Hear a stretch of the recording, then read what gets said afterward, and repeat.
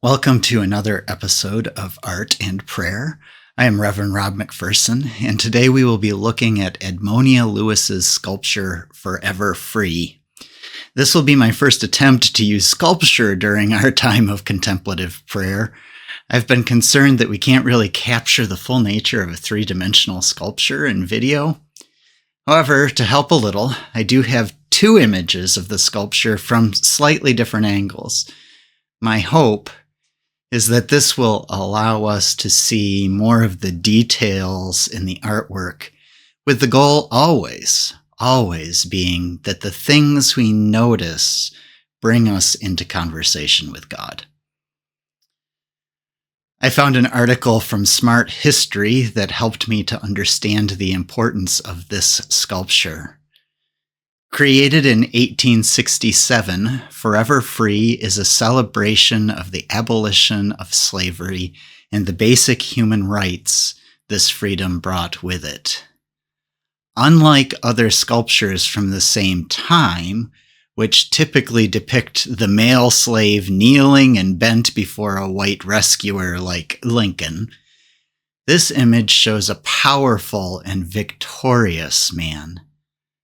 Further, rather than showing a lone male slave, this image depicts a family unit, a couple who are now able to marry, who can choose their partners. These are aspects we might miss, but are important to understand as we come to God in prayer. With that bit of background, I invite us to prepare ourselves to listen for God. To begin that process, I have chosen a scripture from Exodus chapter 6, verses 2 through 7. This passage addresses the freeing of the Israelites from bondage in Egypt. As you listen, what words or phrases do you notice?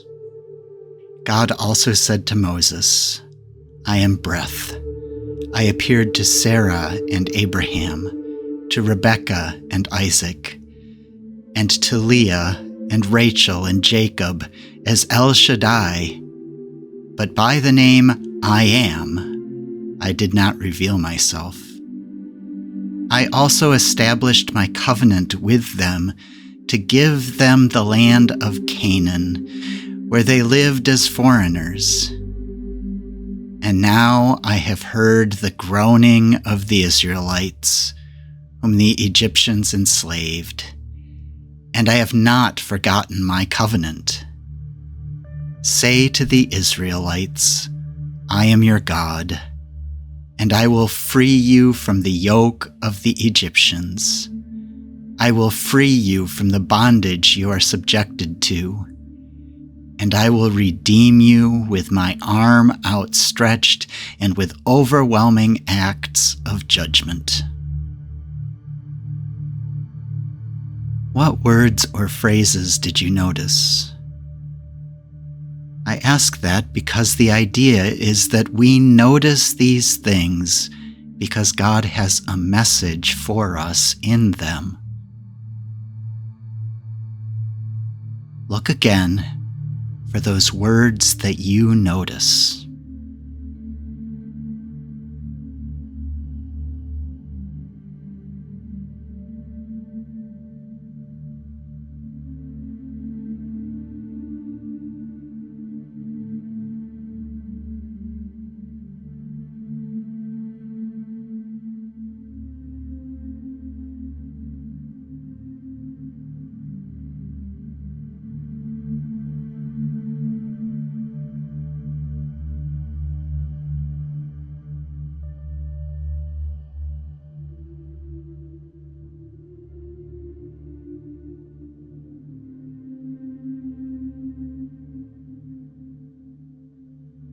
Hold on to those words as you look at the images of the sculpture.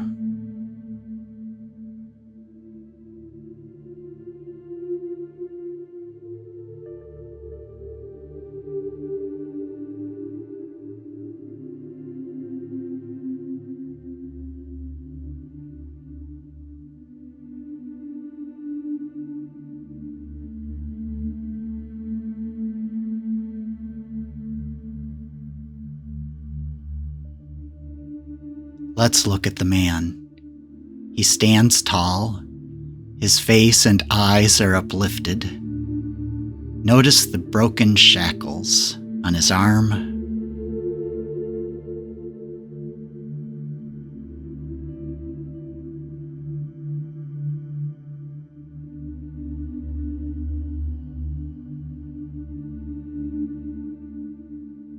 The ball and chain are underfoot as though they are conquered enemies.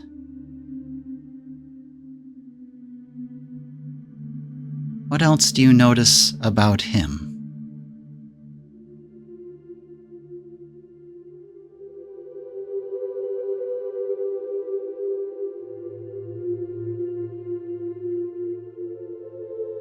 On the left is the woman who kneels in prayer. As she does, she looks toward the heavens.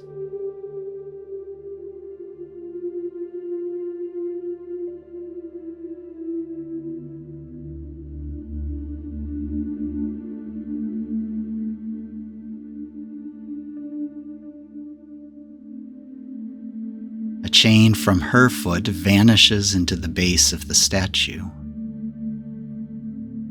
What else do you notice about her?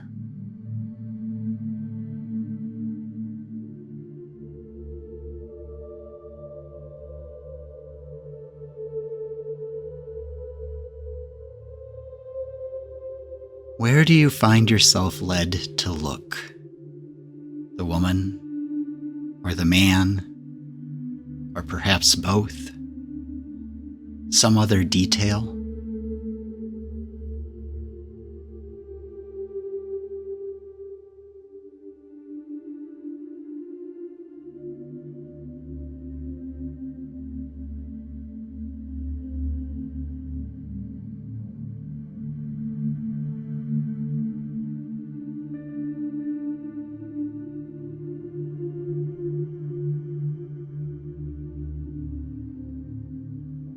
As you prepare to listen for God's voice, do you sense that God's primary message today will be about your freedom or the freedom of other people?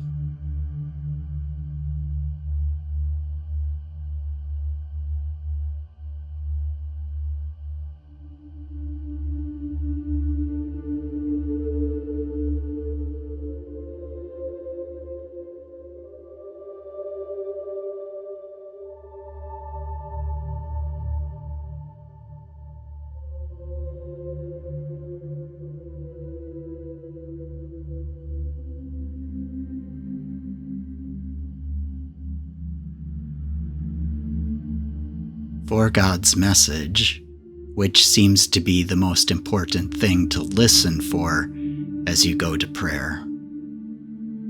The chains that need to be broken, or the freedom from the chains of the past.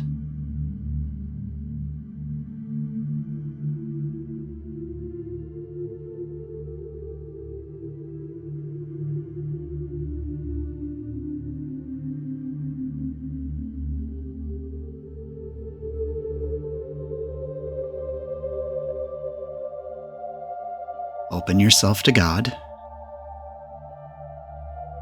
and listen.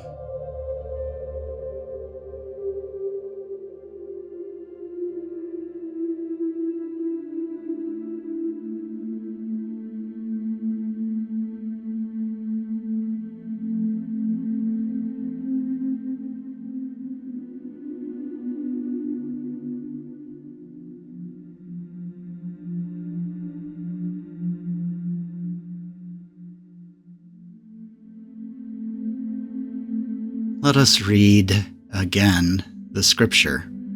Perhaps in that reading, God will move beyond the words I read, and God will come in that still small voice within you. God also said to Moses, I am breath. I appeared to Sarah and Abraham, to Rebekah and Isaac, and to Leah and Rachel and Jacob, as El Shaddai. But by the name I Am, I did not reveal myself. I also established my covenant with them to give them the land of Canaan, where they lived as foreigners. And now I have heard the groaning of the Israelites, whom the Egyptians enslaved, and I have not forgotten my covenant. Say to the Israelites, I am your God, and I will free you from the yoke of the Egyptians. I will free you from the bondage you are subjected to, and I will redeem you with my arm outstretched and with overwhelming acts of judgment.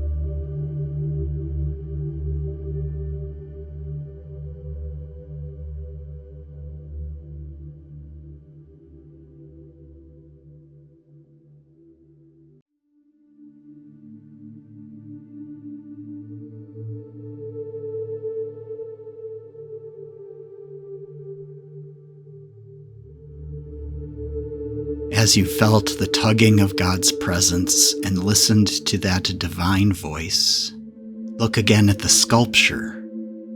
Where is God leading your heart, your mind, and your soul to awareness?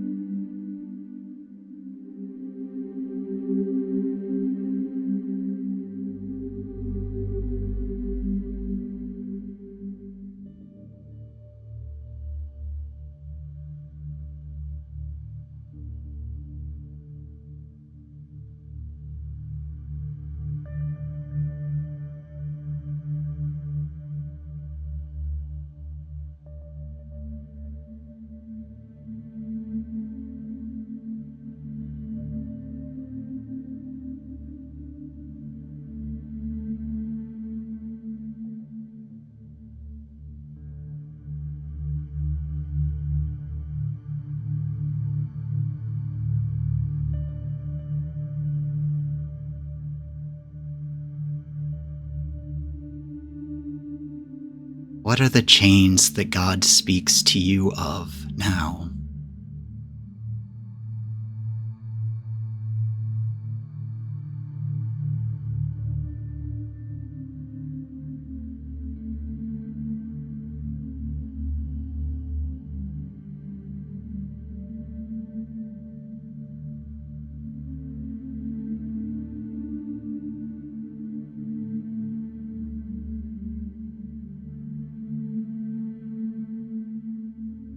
What is breaking those chains, or has already broken them?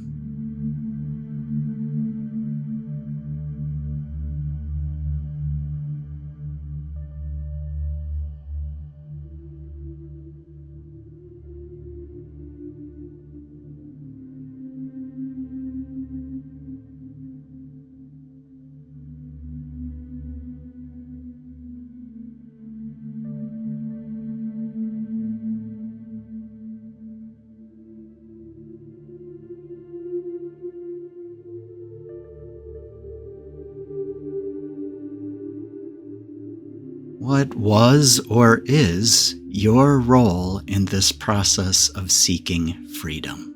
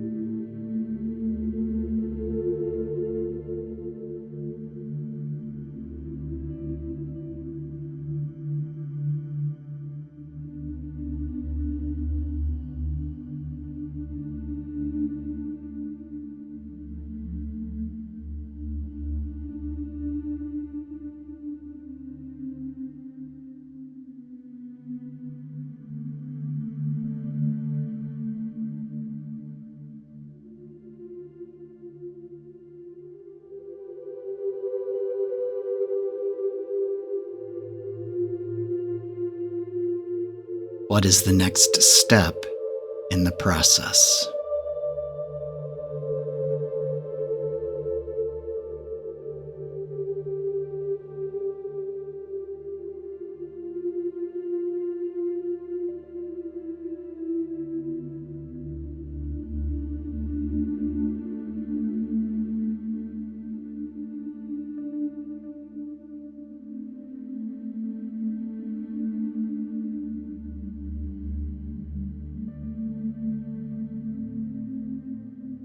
If God were speaking to you as God spoke to Moses in the scripture, what words would God use with you?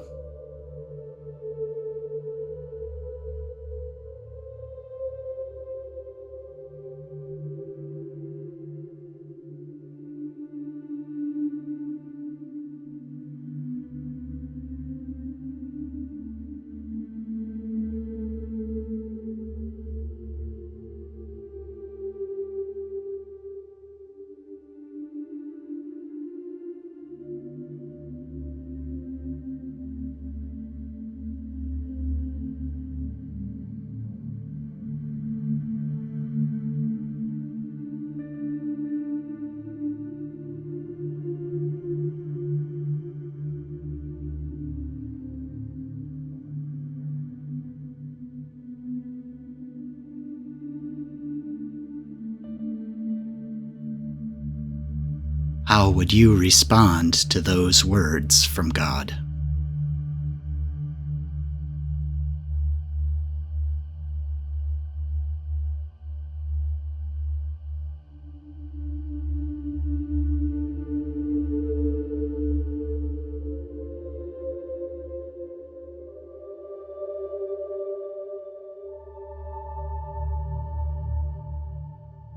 Be aware God is with you.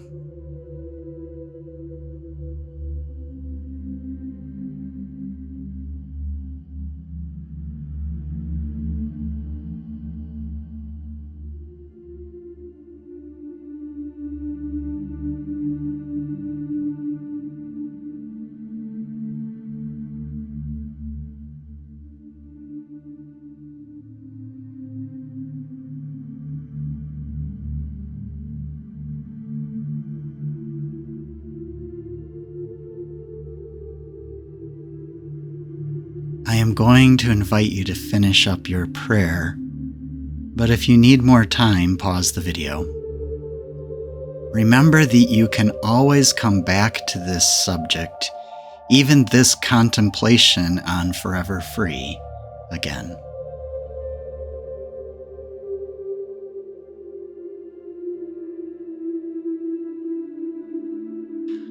Although this sculpture was created for a specific moment in history, I do think there is a universality in it. There are still chains, and there is still hope for freedom. Edmonia herself shared some words of encouragement when she said, "Sometimes the times were dark, and the outlook was lonesome, but where there is a will, there is a way. I pitched in and dug at my work until now I am where I am.